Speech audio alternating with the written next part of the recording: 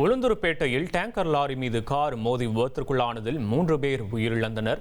கூடுதல் விவரங்களை செய்தியாளர் பாலாஜி வழங்க கேட்போம். பாலாஜி வணக்கம். விபத்து குறித்த முழுமையான விவரங்கள் பாலாஜி.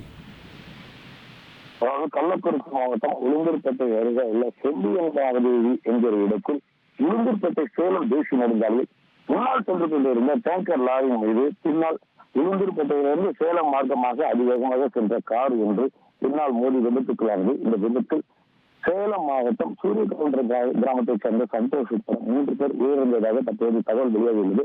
உயிரிழந்த 3 காருக்கு சிக்கிக் கொண்டுள்ள நிலையில் தற்போது விபத்தில் சிக்கியவர்களை உயிரிழந்தவர்களை மீட்கும் பணியில் உளுந்தூர்பேட்டை போலீசார் ஈடுபட்டு வருகின்றனர். தற்போது கீழப்பட்டுள்ள சம்பவத்திற்கு விரைந்துள்ள நிலையில் அங்குள்ள பொதுமக்கள் உதவியோடு உயிரிழந்தவர்களின் சடலத்தை மீட்கும் பணியாளர் நடைபெற்று வருகிறது.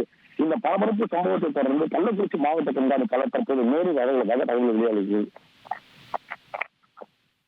விவரங்களுக்கு நன்றி பாலாஜி.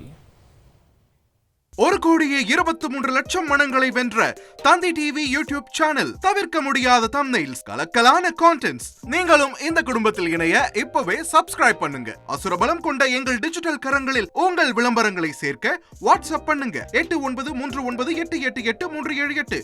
Email advtthanditv@dttv.in.